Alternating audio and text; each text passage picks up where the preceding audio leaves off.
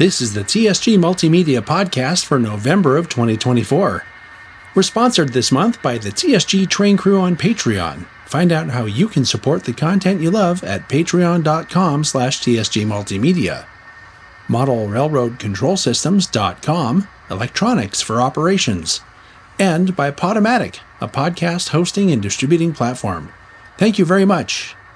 I'm your host, John, and you're tuned in to the longest continuously running train-related podcast of the 21st century, bringing you the best train-related stuff since 2010. This month, we'll be talking about the Central Coast Railroad Festival, archiving important historic artifacts, and a lot more.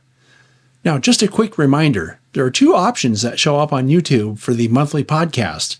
One has a square thumbnail, and the other has a rectangular thumbnail. The square one contains only audio. The rectangular one is the full video and audio podcast. So if you want to see everything that I'm talking about, remember to select the TSG podcast that has the rectangular thumbnail. Supporting this channel on Patreon is as cheap as 7 cents a day, and you get weekly behind-the-scenes updates as well as sneak peeks, and sometimes they're even months ahead of the public release. If you don't like the idea of a recurring monthly donation, sign up for the year and get 10% off. Or you can also use the PayPal link listed in the description of every program that comes out on this channel. If you use PayPal, it doesn't get you the same benefits as a Patreon subscription, but it does help us. Then, of course, if you're not in a position to support us financially, liking and sharing the programs on this channel also helps a lot. All I'm asking is for each and every one of our viewers to take one of these actions to help us bring the content that you enjoy every week to the world. Thanks so much for your continued support. This is Paul Deese. You probably remember Paul. He's been on the channel a number of times now. And we have our top secret person in the back there who's not top secret anymore. And this weekend is the Central Coast Railroad Festival, CCRF. And we did this video a couple of years ago about this event, and we had so much fun, we decided to do it again. So this is what we're doing, and this is day one. So we'll come back with more updates as we go. Before I go, though, do you want to say anything about this? No, just looking forward to sharing some of the great layouts of the San Luis Obispo County area. And let's go see a whole lot of layouts. Yeah, we're going to see a bunch of layouts. You'll like this. One of the really great things about the Central Coast is that they have Central Coast trains. This is a train shop that's been here for something like 30 years. And it's run by a lady named Anita, who I met her first about 2 years ago. And it really struck me how easy it was that I could tell that she really cares about what she's doing here and cares about her customers. And so this is one of our stops on our video making process. Also, Paul had to get some stuff here. And so we're going to shoot a little blurb for the video that I'm making today here, not as an ad for the shop, but because they're actually open. They have layouts inside. They actually have something like 4 layouts in here, including N scale and HO and other stuff. It's really a cool place, and for a brick and mortar shop, it's just a real treasure for the people that live around here. All right, so this is a little bit later, obviously, and we're in a place called Oceano, and we're at the Oceano Depot. They actually have some layouts set up inside the depot that's like modular stuff, but I've wanted to come here for a long time because I did a TSG Live model railroading episode, I don't know, 2 or 3 years ago, with a guy from the UK named Brian Moore, who models this area. And this is the only time I've had a chance to be in the actual place. So I've been thinking about Brian while we're here. Hi, Brian. So this is a little bit later, and as part of my duties today, I'm keeping trains running at Paul's layout during his open house. So I've been running my second train down the hill right now, and I'll show you what it looks like. So actually I could build what was there in the 40s. And the only thing I fudged on in 49 It was funny, I was showing it one day to a person, and I touched that light, and I got a static discharge, and it killed the LED. Hi, well, this is the next day, and we had a nice open house at Paul's last night, where I showed you I was helping keep the trains moving. And we're out again. This is day 2 of the Central Coast Railroad Festival. And the first stop we're making is at Anita's place where her late husband had a really nice Western Pacific layout. And we'll show you some of that when we get in there. Hey, everybody. It's this guy again. Yeah. And that gal in the back. Yeah, I'm coming down here. It's the weekend. You're supposed to be able to close up these schools. Yeah. I go to these things. People see this. They've never been before, but they know. At his graduation, I was there, his grandfather was there, and it's got to be Mike showing me around. So it was cool. We had 3 generations of Marines. He's in Baltimore, so we're going back there. But As I said, as we were going in, it was built by a guy named Carl, and he was Anita's husband, actually. Anita from the Central Coast Train Shop. And it's a really good depiction of Western Pacific, Feather River Canyon. And it's in its own purpose-built building, kind of an outbuilding on the property. And I really want to come back down here sometime and document that. Yeah. Because it's just one of those layouts that really deserves to be documented. So that's it for this stop. And we'll be back later with some more updates.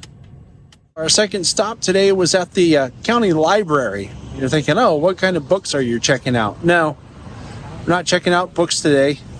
The Orange County engineers are set up here with N-Track and T-Track, which is pretty cool. T-Track is really becoming a thing these days, isn't it? We just did a whole layout video this past summer at something called E24 that was T-Track, N-Track, and Fremo N. Well, these guys have N-Track and T-Track set up in here, and the modeling on some of these modules is really good.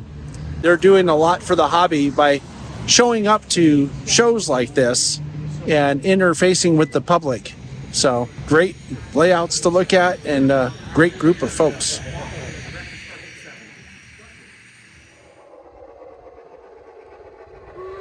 Well, our next stop is at a garden railroad. This is a garden scale. It looks like it's FN3. So they have a Shay running over here. That's a replica of a West Side Shay. It's a nice little layout. It's kind of compact. Well, on this end, and it has a really long run, probably 80 or 90 feet down to the other end where there's another loop. It's really nice. And the nicest thing I'm enjoying here is that there's this really pleasant, cool breeze. So I'm just kind of sitting here enjoying it for a minute. Okay, so we're done at the Arroyo Grande Valley Railroad. That's Chuck Jordan's layout, garden scale. Super cool. Seemed like a super nice guy. He got him talking on camera. He's quite a character. And we're off to our next one, and I'll check in with you when we get there. I like how it's a garden. It's really garden. As soon as you walk in, you see a lot of native plants and little pathways through the backyard, and a lot of really cool little scenes. And these little egg liner things that run along the fence was kind of cool. It was sort of whimsical because the track is not straight and it's not level. It bends and droops. It's just kind of weird. I like he had one loop of track that's DC powered, just so when kids come, he can give them the throttle and let them run and train in a circle, and they can't hurt anything. And it's great for the little kids. Yep. That was one thing I noticed almost immediately. He was trying to let kids run train. So it's what we always talk about on this channel, is getting kids into it and giving them the power and the opportunity to run something. So great job, Will. Well, good morning. It's the next day, and we're about ready to start our third day of looking at layouts in the Central Coast area. So yesterday we saw some pretty cool layouts and met some really nice people, actually. So I'm expecting more of the same today. And we're here with these people. What do you guys think? I'm looking forward to seeing 2 garden railroads I've never seen before in the Santa Maria Valley Historical Museum. That should be cool. Yeah. And maybe get to see some full-size trains today, too. Yeah, we're hoping to crash the Santa Maria Valley Railroad, and maybe they'll be working. You never know. But it's Sunday, so I'm a little skeptical. But on their website, it says they work every day of the week. But that might just be to sell the idea to customers. Who knows? We'll find out. All right, so that first layout we went to was very interesting because when we walked in, I'm looking at it going, oh, it's just like raised track. As we walked in, I thought, oh, that's interesting. And it turns out that the guy we were just at, Jeff Clinton, has live steam. So it's a garden railroad dedicated to live steam, and he has it's like a figure 8 configuration. And he does only live steam, and he has a lot of very interesting live steam equipment. We saw some of it. One of them was really cool. It's this 0660 articulated live steamer that Jeff bought from a guy who scratch builds these things over in Germany. And it's just a really impressive model. A cool layout, too. So if you ever get out to the Central Coast Railroad Festival, it would be worth going to see Jeff's live steam stuff.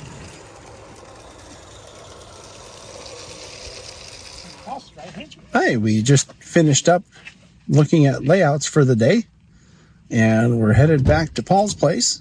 And I think that concludes the, I guess, coverage, if you will, of the Central Coast Railroad Festival for the podcast in any case. And thanks, Paul, for, doing the work of figuring out where to go and all that.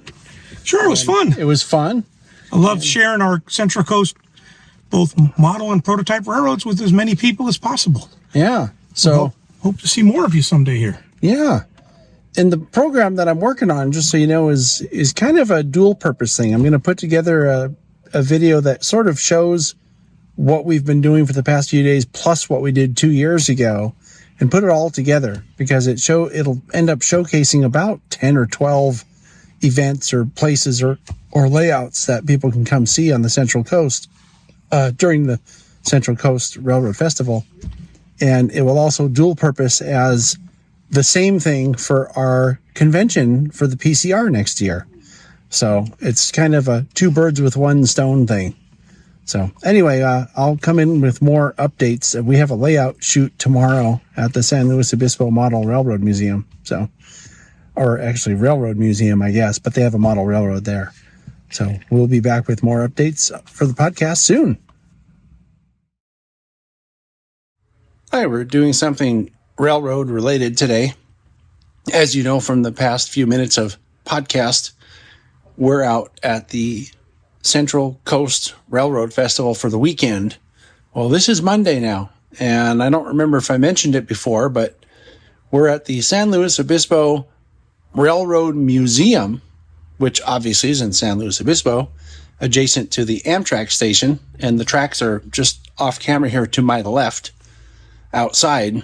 And we're doing a model railroad layout tour of the layout that they have in this building. This is an old freight house, I think from the late 1800s. That was Southern Pacific. And as you can see behind me, they have a very impressive museum here. And the model railroad layout in the room that's behind the camera here is equally impressive. And what's really cool about it is it's HON3 as well as HO, the majority being HO scale, standard gauge. And it depicts accurately and very prototypically accurate scenes the local history of what went on in this area in the 1950s. So we're documenting that today. I first saw this museum about 2 years ago, and I knew as soon as I saw it that I had to document it because they've done such a great job with not only the museum, but with the historical, I guess, value of the layout that's representing local history. And so it's just a really impressive museum and layout to visit if you're interested in learning about history, because they've done a lot of work to preserve it here.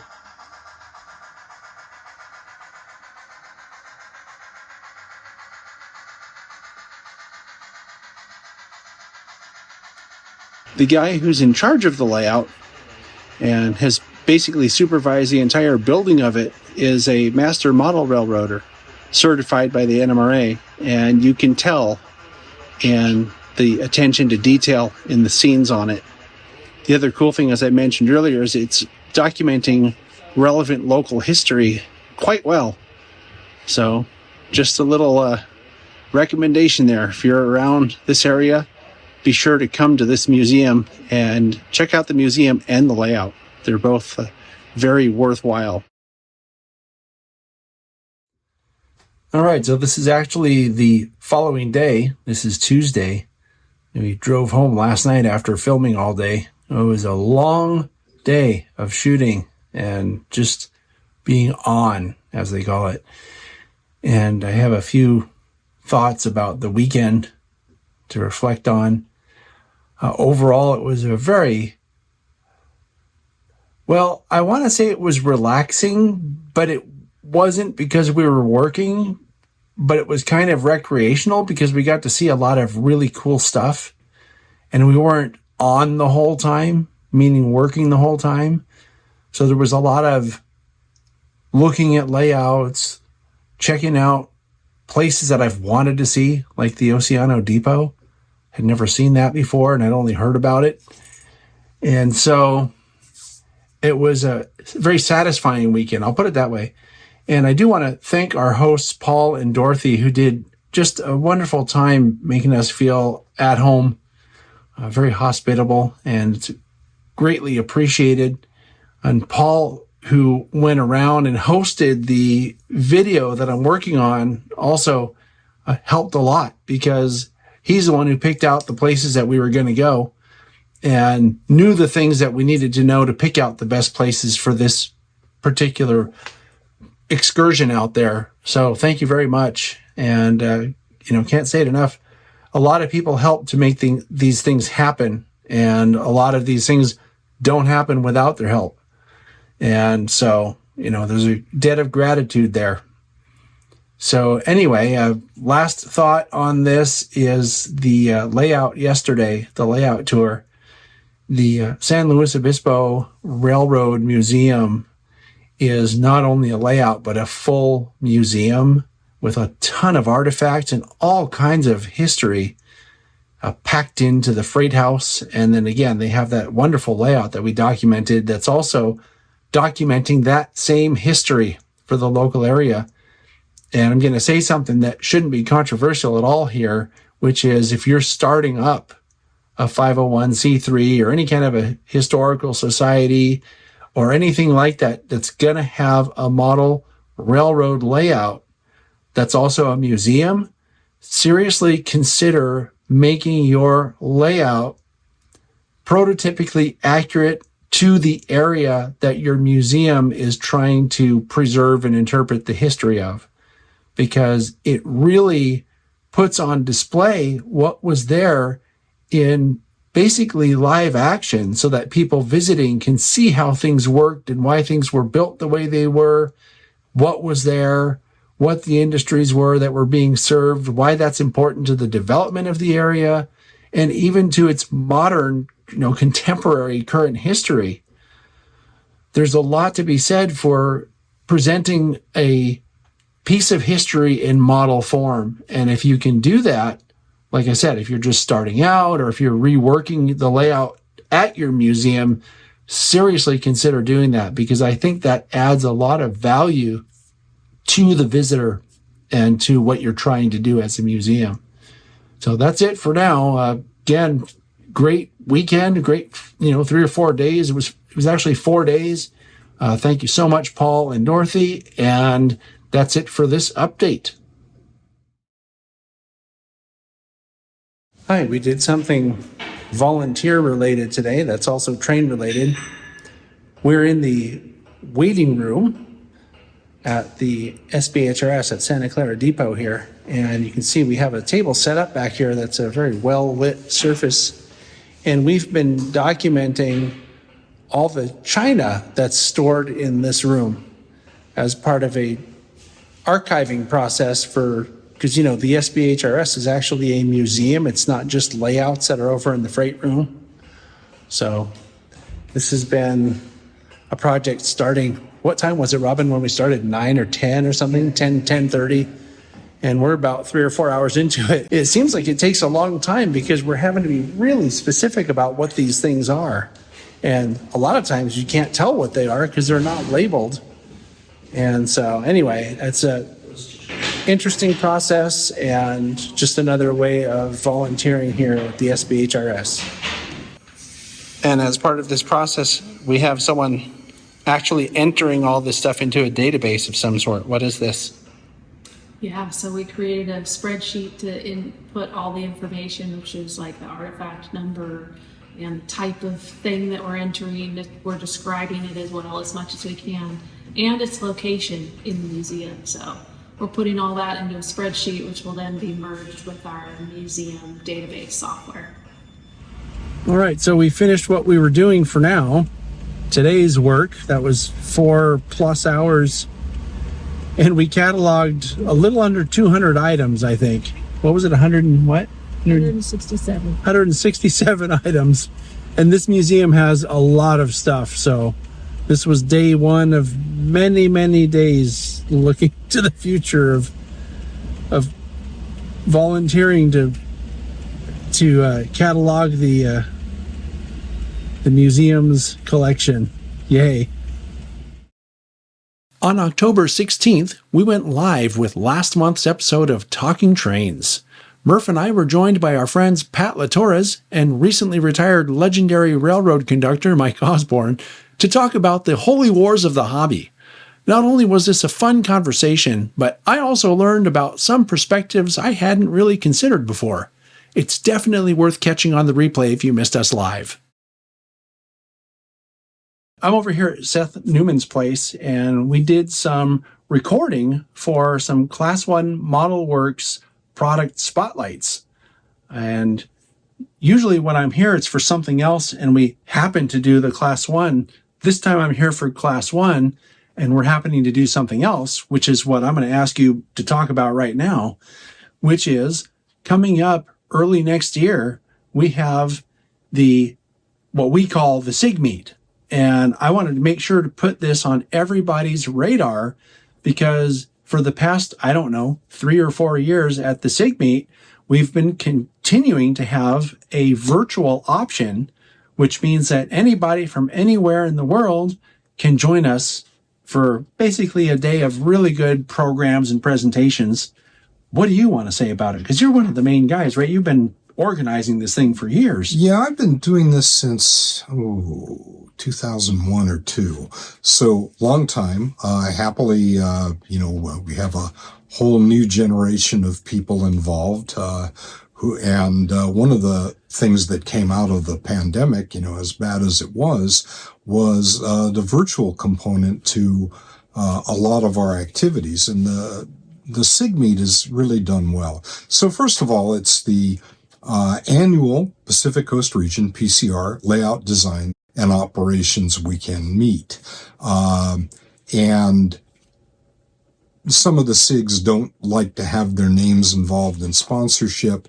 So, obviously layout design and operations SIG are involved, or at least the local leadership of those. But this is an event that's put on as part of the Pacific Coast region, which is Northern California, Northern Nevada, and actually goes about halfway down the state of California, as one of our annual activities. And it is, as we described, a meet focused on planning, layout designing, and planning for operations. And this year we have a 3-day event, the January 31st through February 2nd, and it's the week between football playoffs and the Super Bowl, so shouldn't have too much else going on your big screen TV if you want to tune in. And the first day is tours and activities up at the venue, which will be the California State Railroad Museum. So if you're within driving distance, certainly consider coming up and spending a day or all 3 days.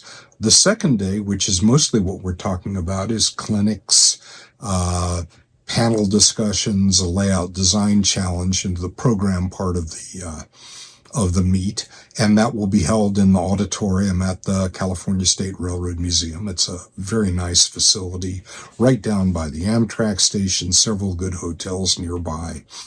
So great place to visit. And then on the Sunday, we'll be having operating sessions. And even if you can't make the main day of the meet, you can register for the op sessions.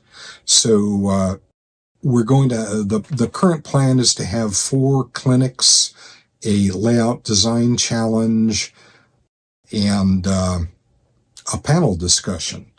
We'll also be holding layout design consultations, opportunity at lunch, and this will be virtual as well as in person, to get together and have what we call birds of a feather session, so you can find people with similar interests who are grappling with maybe similar issues than you are, as you are in your layout design or operations plan. Some opportunities for sharing exhibits. Those will be mostly in person, but I'm sure we can get John to come over and take a few photos or videos of those to the extent they're there. So the main day is February 1st, which is the Saturday. It'll be at CSRM. The in-person registration will be $25, and you can register and join remotely. And, we've been very pleased and surprised to have some regulars who've been with us since we started doing the virtual program from all sorts of places far afield from the Bay Area, can't take the time to travel or, have other commitments, whatever. It's great to see people from Queensland and Australia and Western Australia even. So Sure. Not to mention Washington State, all over the U.S. We had some people from Canada last time as well. So lots of Canadians, eh? That's one of the that's one of the really cool things about this, is that it's not limited to just people in our area or people in that part of the region. Is that because it's virtual, anybody with an internet connection can join us. Right. And Sydney and I, and also Hilding this year, we have a team, a media team is what I'll call it, that we try to make it as much like being there in person as we can. And like you're saying, if we have any displays that are there, I can sign into the meeting with a phone and walk over and show them.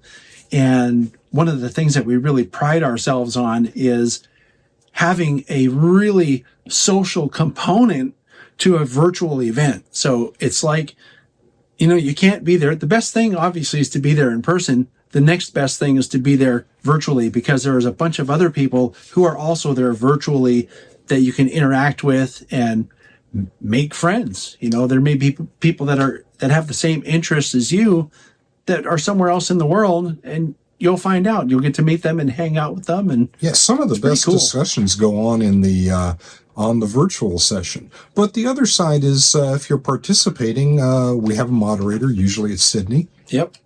We'll pick up questions and feed them to the presenters during Q&A. Yep. So, for you, the value is about as close to being there as it could possibly be.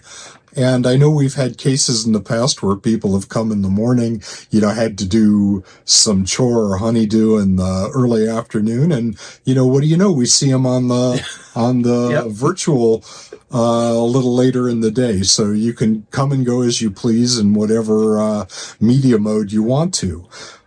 So we're hoping to have the registration system up by the time this airs. We're obviously, dealing with John's production schedule and running a little bit ahead of the actual need.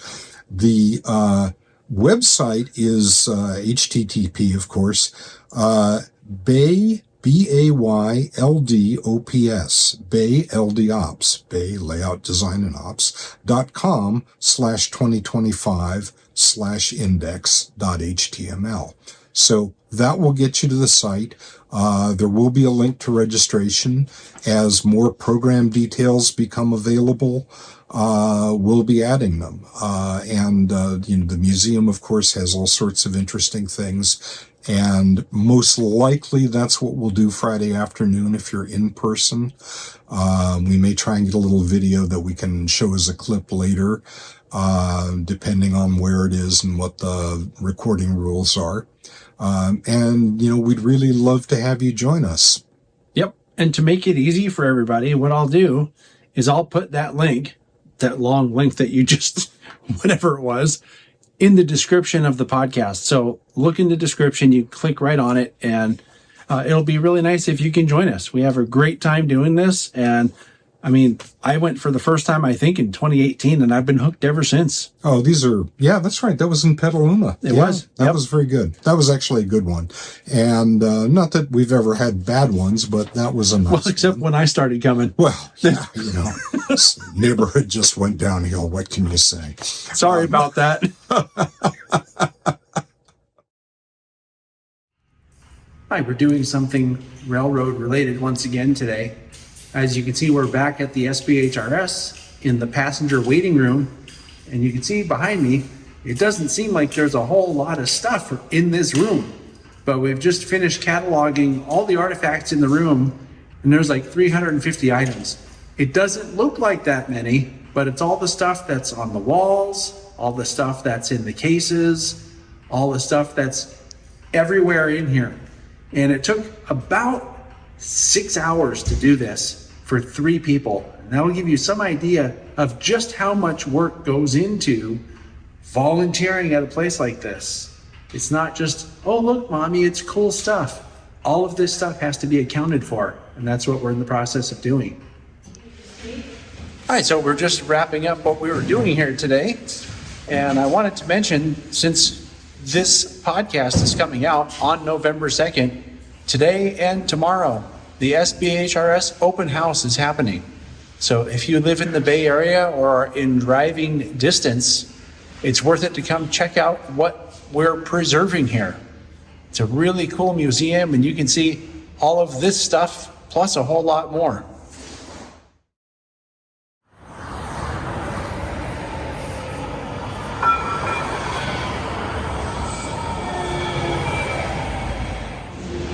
So I'm on the Santa Clara County VTA light rail right now, and we're going to go and take Caltrain to South San Francisco.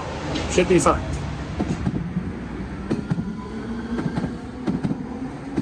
So if you've never ridden Caltrain before, and I know a lot of people haven't, because we get people walking into the depot all the time asking this question: where do I get my tickets? See this machine? This is where you get your tickets. It's a simple menu-driven process. You just follow the instructions on the machine, or they also have an app you can use and just get your tickets right on the app. So that's how you get your tickets to ride Caltrain. And something very similar for VTA. They have little ticket machines just like this, and you can use a credit card, or you can use what they call a clipper card. So pretty simple and straightforward.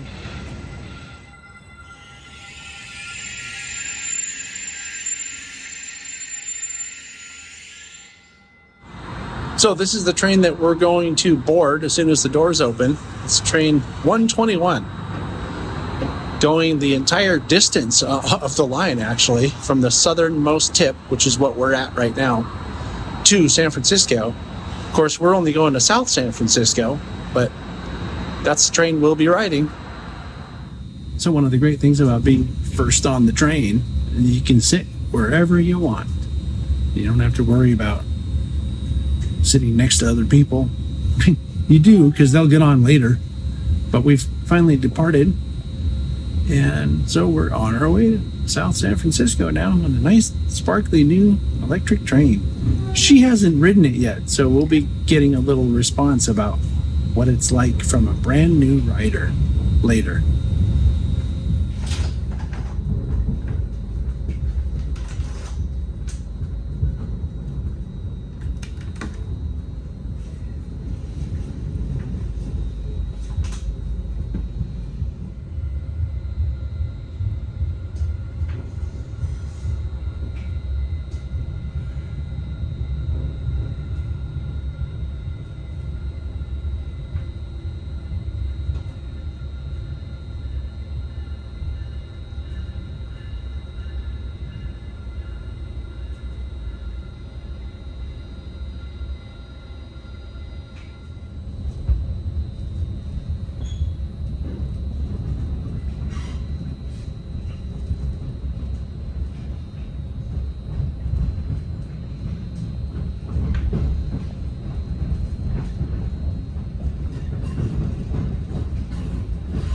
stop, Santa Clara.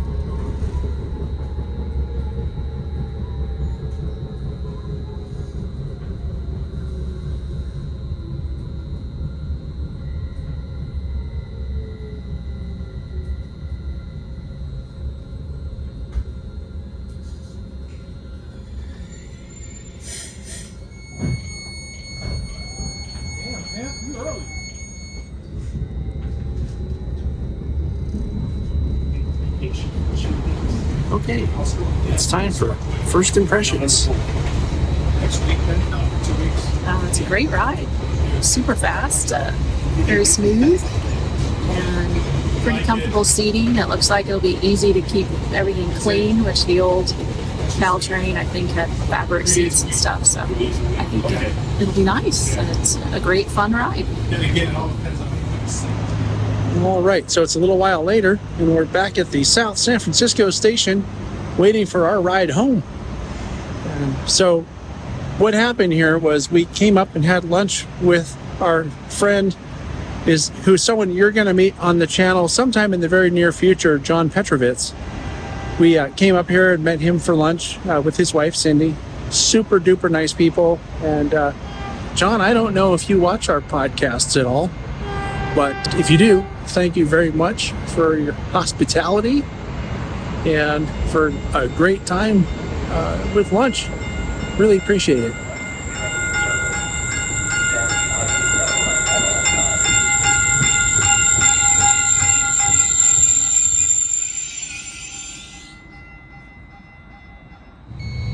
Boarded the train. We're on our way back home. It's about barely over an hour to where we're going. Then we have to pick up the local light rail once again, VTA light rail, back home. But you know, riding the public transportation system like this was very easy to do and very convenient. With the new increased headways that Caltrain is offering, there was hardly any waiting at all. So pretty cool. It's a little while later, and I'm just sitting here riding this nice smooth train doing 50 or 60 or 70 miles an hour down the peninsula, and thinking, this is a lot better than driving. It's just so relaxing. Don't have to worry about traffic or idiots cutting you off, or just, it's a lot better to get around this way. At least it feels like it right now. So this is an example of the kind of traffic we're avoiding by taking public transit today. It's actually moving pretty well for a Friday afternoon, but it could just as easily be completely stopped right now.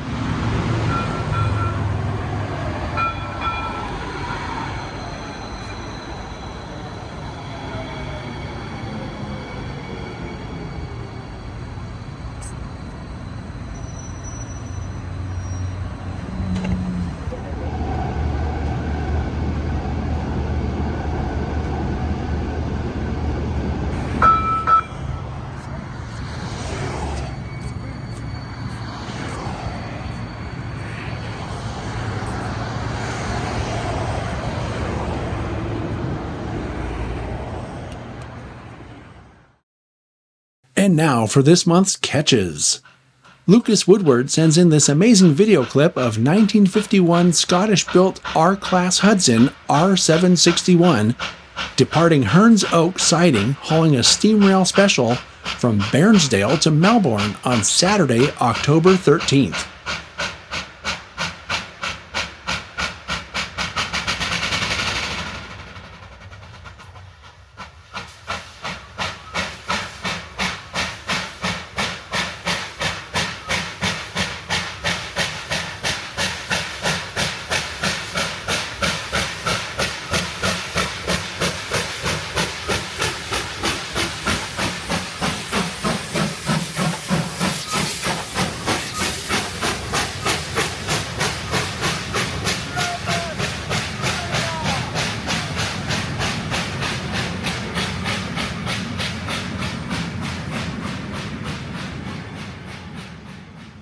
If you have a catch you'd like to share, please send it to podcast@tsgmultimedia.com. Be sure you own the shots and tell us the whats, whens, and wheres of the shots you send in. Once again, I'd like to thank all of our great supporters and viewers. Without you, creating the content you enjoy on this channel would not be possible.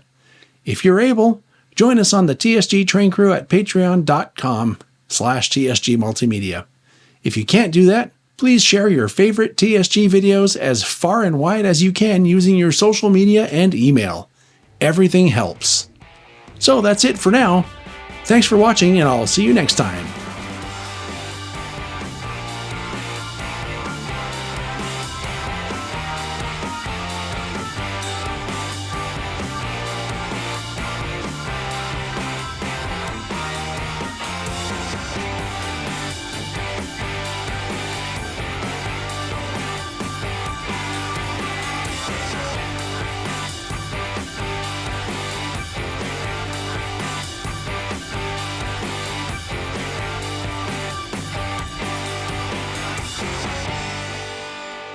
Shut up.